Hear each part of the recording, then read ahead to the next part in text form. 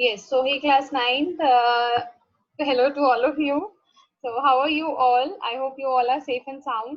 So we were doing gravitation, and gravitation itself is a very interesting topic, and we had covered up कि universal law of gravitation क्या था, and what was the formula of that, capital G क्या था, उसकी SI units हमने derive करना सीखा, right? So now today's topic is free fall. अब what is free fall? Free fall होता है कि एक ऑब्जेक्ट है, वो एक हाइट से फॉल कर रहा है, but towards the earth, secondly under the influence of gravitational force of earth. ये चीज तो हम सभी नोटिस करते हैं कि अगर आप किसी भी ऑब्जेक्ट को आप एक बारी आप थ्रो अप करोगे, ultimately it will come down only, right? वो नीचे ही आती है। सो यहाँ पे सपोज करो आप एक हाइट पे यू आर स्टैंडिंग, एंड यहाँ से आपने एक स्टोन फेंका, राइट? और इधर से आपने एक पेपर को फेंका, right? So out of these two, किसकी जो वेलोसिटी होगी वो ज्यादा होगी? कौन ज्यादा स्पीड से? दोनों भी सेम होगी। सेम होगी because you have done the chapter, right? या कोई और लॉजिक है? मैम यस, क्या लॉजिक लगाया आपने? उनका वेट भी हो रहता है जब वो उसमें मोशन में। ओके, इसमें क्या रहता है बेटा, एक्चुअली जो अर्थ है वो अपनी एक ग्रेविटेशनल फोर्स के साथ उसको अपनी तरफ अट्रैक्ट कर रही है, right? What ever the object is, उसका मास जितना मर्जी हो, अर्थ की जो ग्रेविटेशनल फोर्स है ना वो सेम रहती है, वो कांस्टेंट रहती है। तो जो एक्सेलरेशन प्रोड्यूस हो रही है दैट रिमेन्स सेम, वो सेम होती है हर फ्रीली फॉलिंग ऑब्जेक्ट का। जो भी ऑब्जेक्ट फॉल कर रहा है that is showing the same acceleration, वो सेम एक्सेलरेशन शो कर रहा है। अब ये सारा जो फिनोमिनाज है वो सारा हमें गैलीलियो ने शो किया, राइट? अब पहले जब ये कॉन्सेप्ट आया था ना कि हाँ ऑब्जेक्ट को जब आप गिराते हो, एवरीबडी यूज्ड टू थिंक कि जो जैसे पत्थर है या फिर एक पेपर है, उनकी जो स्पीड है वो अलग होती है। हमें पता है जो पेपर है वो कैसे आता है, साए साए साए करके, और पत्थर जो वो एकदम से फॉल डाउन करता है। लेकिन ये बोला गया कि भाई अगर हम इस एयर को निकाल दें, जो एयर है that is the main reason कि ये हमें अलग अलग तरीके से फॉल करते हुए नजर क्यों आ रहे हैं। पेपर का जो वे ऑफ फॉलिंग है that is quite different from the stone, right? Stone कैसे गिर रहा है, वो सीधा आके गिरता है, पेपर स्यू स्यू स्यू या फिर फेदर लगा लो। अब वो क्यों हो रहा है? बिकॉज जो एटमॉस्फेरिक एयर प्रेजेंट है that is providing a kind of resistance. अब अगर पेपर आप लेते हो या फेदर लेते हो, अब उनका मास तो है बहुत थोड़ा, लेकिन सरफेस एरिया ज्यादा होता है, तो इस वजह से उनको रेजिस्टेंस ज्यादा बियर करनी पड़ती है। Whereas in case of stone, surface area तो रिड्यूस हो गया, मास बढ़ गया, तो फिर हमें ऐसा लगता है कि भाई उसको तो रेजिस्टेंस ही कम मिली, तो ऐसा लगता है बड़ी तेजी से आ रहा है, जबकि ऐसा नहीं होता। तो रॉबर्ट बॉयल करके एक पर्सन है, फिजिस्ट है, उन्होंने ये शो किया कि अगर हम ये वैक्यूम में करें चीजें, तो आपको कोई भी ऑब्जेक्ट होगा वो सेम एक्सेलरेशन के साथ फ्रीली फॉल करता है। सो एट द सेम रेट, वो रेट सेम रहता है, राइट? तो इसका क्या मतलब हुआ कि mass of the falling body doesn't rule out anything, वो किसी चीज के ऊपर उसका कोई इम्पैक्ट नहीं है। इम्पैक्ट क्या है कि जो फ्रीली फॉलिंग बॉडी है that is being attracted towards the earth by earth's gravitational force, right? And that does not depend upon the mass of the object, it only depends कि हाँ वो ऑब्जेक्ट जो है वो हाइट से आ रही है, उस हाइट पे डिपेंड करता है। क्लियर है? Yes Krishna, is it clear? Okay बेटा, श्योर, ठीक है बेटा, is it clear? So what is the value of G? Yes ma'am, what is the value of G? हम इसको जो 9.8। यस, देखो जब एक बॉडी हम उसको ड्रॉप करते हैं फ्रीली फॉल जब वो कर रही है, तो क्या होता है कि हम ये मान के चलते हैं जो एक्सेलरेशन प्रोड्यूस होती है ना that is small g, right? And that is equal to 9.8 metre per second square. Okay, अब ये जब आप क्या करोगे, अगर आपने किसी ऑब्जेक्ट को ऊपर की तरफ थ्रो किया, राइट, तो ये वेलोसिटी जो है वो डिक्रीज करेगी at the rate of 9.8 metre per second square. और होता क्या है, ये तब तक डिक्रीज करती जाएगी करती जाएगी करती जाएगी जब तक ये टॉप पे नहीं पहुंचती और जीरो हो जाती है।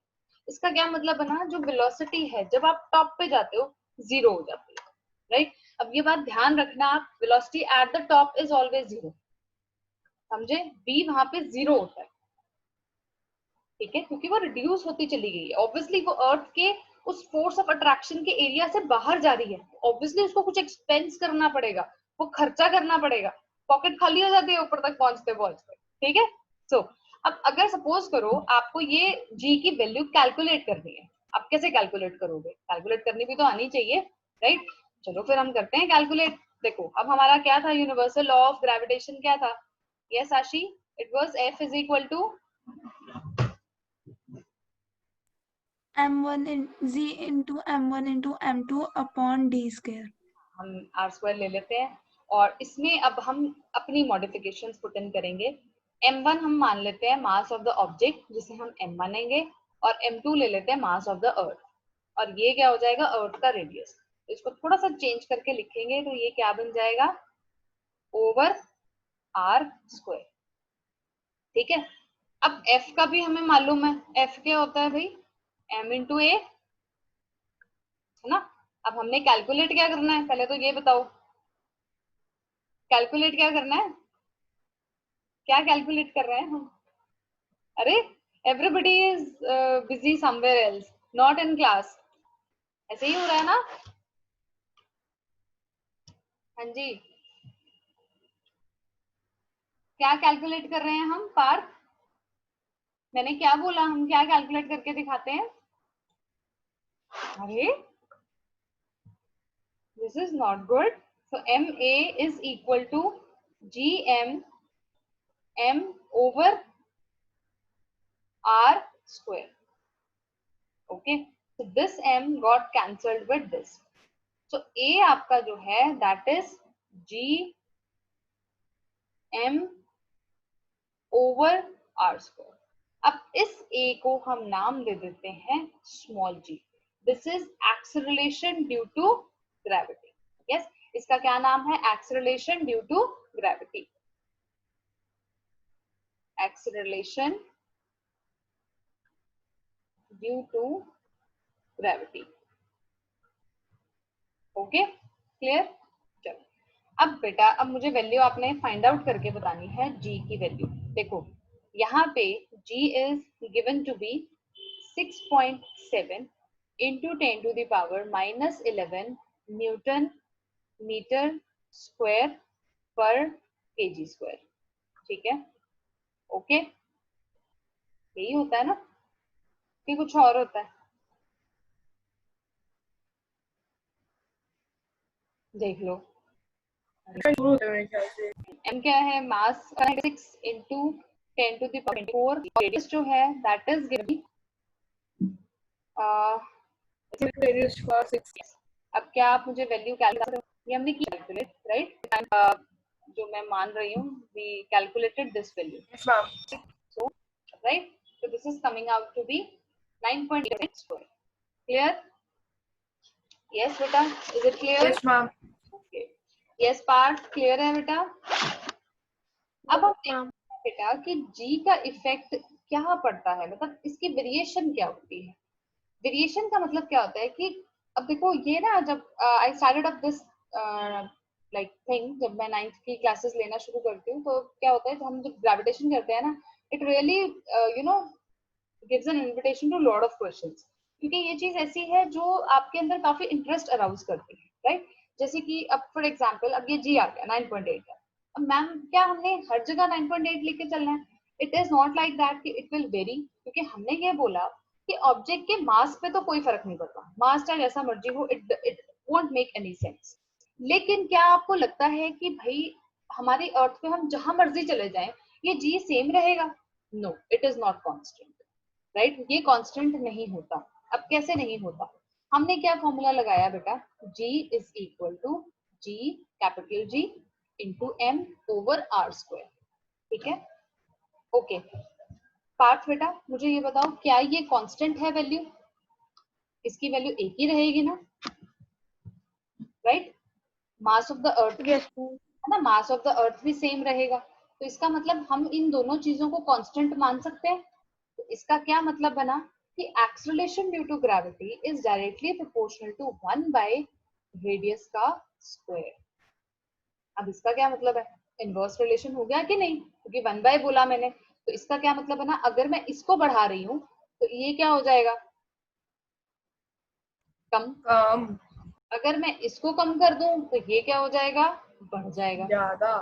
अब हमारे यहाँ पे जो रेडियस है वो मैक्सिमम कहाँ होता है, अर्थ में। सपोज करो ये अर्थ है, ठीक है, तो ये इसका इक्वेटर होता है, यहीं पे आपका जो है क्या बोलते हैं, मैक्सिमम रेडियस यहीं पे आएगा, तो जी की वैल्यू यहाँ पे क्या हो जाएगी, minimum. Yes, got my point. Yes ma'am. Okay, अभी आया नहीं है समझ में। एट हम आ गया। ठीक है, एट इक्वेटर जो आर है that is maximum, so therefore g जो है that will be minimum, ठीक है। इसी तरह से पोल्स पर when you go to poles आपका जो r है that is minimum, वो मिनिमम होता है, तो g क्या हो जाएगा, मैक्सिमम। क्लियर है बात, मेरी बात। तो इसका क्या मतलब बना, जैसे जैसे आप अर्थ में मतलब अर्थ से आप ऊपर जा रहे हो, यू नो सरफेस से ऊपर जा रहे हो, तो जी क्या होता चला जाएगा, कम होता चला जाएगा। यही अगर आप सेंटर पे चले जाओ तब क्या होगा, जी 0। अरे वाह, मैं तो अभी मार्क ही कर रही थी, सेंटर पे पहुंच गए तो जी क्या रहेगा, अरे 0। 0। अच्छा, अब मुझे ना एक बात बतानी है, जो एक्सेलरेशन ड्यू टू ग्रेविटी है, मैं एक बात बोल रही हूँ कि it does not depend upon the mass of an object. ठीक है, मैंने ये बात बोली कि जो एक्सेलरेशन ड्यू टू ग्रेविटी है that is not dependent upon mass of the object. मैं यहाँ पे अपनी स्टेटमेंट लिख रही हूँ, मुझे इसको प्रूव करके बताओ आप लोग, मुझे इसके फेवर में मान जाऊं कि हाँ जी बेटा क्या बात है। मैं लिख रही हूँ दोबारा से, acceleration due to gravity is independent of mass of the concerned object, concerned body or object। yes बेटा।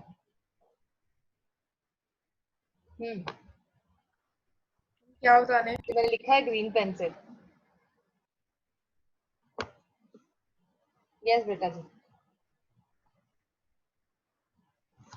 अरे इसका फॉर्मूला क्या था, स्मॉल जी का। सबके सब आज ना रिलैक्स होके बैठे हैं कि मैम का तो नेट आज वर्किंग नहीं है तो मस्तियां मारो, राइट। अब यहाँ पे आपको G मास, into M1 into M2 upon R square। Yes, तो इसमें मास ऑफ द ऑब्जेक्ट कहीं पे दिखा, ये m का क्या मतलब है, ये capital, yes it is the mass of the earth, that means object तो आया ही नहीं, फॉर्मूला क्या रोल है, कुछ भी नहीं है कि नहीं, clear. Yes ma'am। So acceleration due to gravity is independent of the, या फिर it is not affected by the mass of the object because small g is equal to capital G into capital M over R square. So there is no mass of the object in the formula for calculating g, thus g is independent of the mass, right। अब कोई questions आ सकते हैं कि हाँ कैसे आ रहा है ये, ठीक है। अब आपको इक्वेशंस ऑफ मोशन याद है ना बेटा, yes। Yes, ma'am. First equation हमने क्या किया था, ए की प्लेस पे जी कर दिया और एस की प्लेस पे एच कर दिया, ठीक है। हम यहाँ पे क्या देख रहे हैं, वर्टिकल देख रहे हैं, वर्टिकल डिस्टेंस। ये मजेदार चीज है। हाँ ये मजेदार चीज है और इसके न्यूमेरिकल्स भी बड़े मजेदार होंगे, तो हम नेक्स्ट जो है वो इसके न्यूमेरिकल्स करने वाले हैं। तो b is equal to U plus AT, ये क्या बन गई हमारी equation, b is equal to U plus GT. Next equation हमारी है s is equal to UT plus half AT square, ये क्या बन गई, h is equal to UT plus half GT square. b square minus U square is equal to 2as, तो ये convert होके क्या बन गई, b square minus U square is equal to 2gh। तो ये जो हमारी तीन इक्वेशंस हैं, ये वाली, इसे हम बोलते हैं equations of motion for freely falling bodies. Yes, हाँ जी बेटा। Yes ma'am।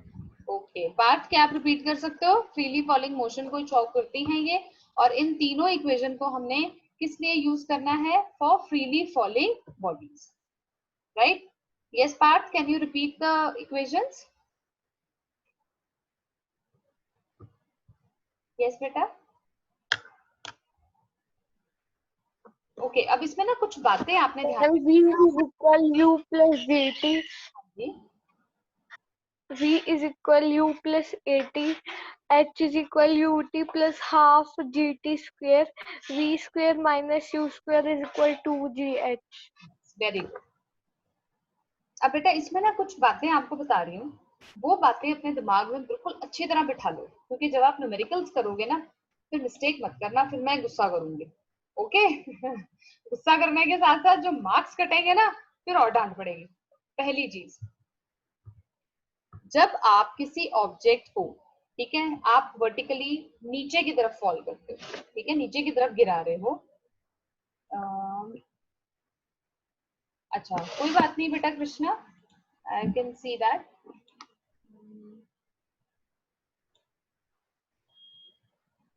हाँ जी बेटा, इट इज नॉट वर्किंग। आपको कोई डाउट होगा तो आप मुझे चैट कर देना, ठीक है।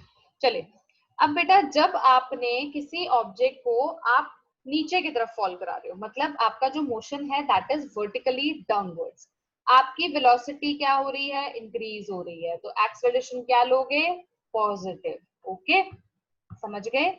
जब मोशन आपका वर्टिकली डाउनवर्ड्स है, कहाँ पे है बेटा, वर्टिकली डाउनवर्ड्स, राइट। तो हमारा यहाँ पे जो वेलोसिटी है दैट इज इंक्रीजिंग, राइट, मतलब इनिशियल से फाइनल बढ़ रही है, तो इसका क्या मतलब बना, ए जो है that will be taken as positive. ठीक है बेटा, ए हमने क्या लेना है, positive. Yes, is it clear? Yes, ma'am. Yes, ma'am. Krishna कोई बात नहीं बेटा, leave it, just listen to me. Mike नहीं भी काम कर रहा है, इट इज ओके। आप सिर्फ मुझे सुन लो, अभी आपको मैं कुछ पूछूंगी तो आप चैट बॉक्स के थ्रू आंसर कर देना, कोई इशू नहीं है, ठीक है। अब लेते हैं बेटा हमारा motion, suppose it is vertically upwards, ठीक है।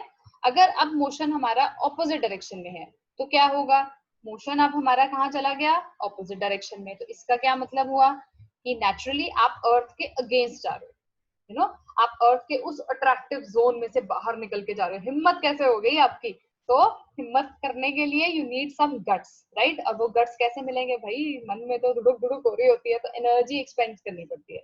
तो आपकी इनिशियल एनर्जी जो है या इनिशियल वेलोसिटी जो है वो फाइनल वेलोसिटी से ज्यादा होगी, राइट, क्योंकि आप एक्सपेंस करी जा रहे हो, करी जा रहे हो, करी जा रहे हो। तो जब आप एंड पे पहुंचोगे जीरो हो जाओगे, तो आप एक्सेलरेशन क्या लोगे, नेगेटिव लोगे, ठीक है, जब ये वर्टिकली अपवर्ड्स है। क्लियर होगी मेरी बात?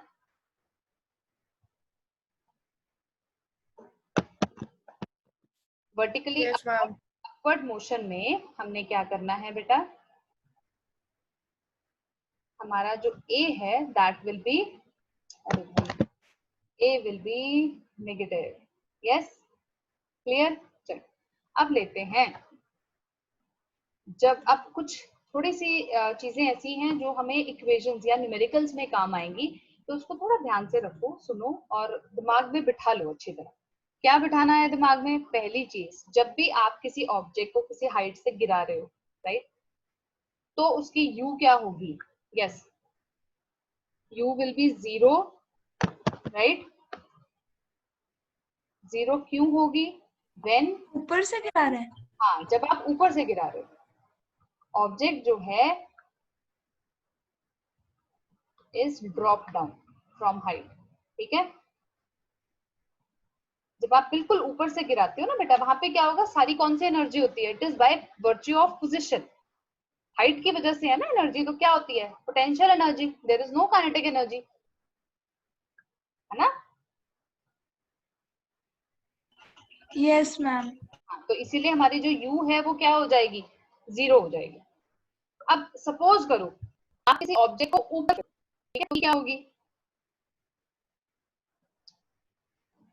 v will be equal to 0 in case of vertical upward.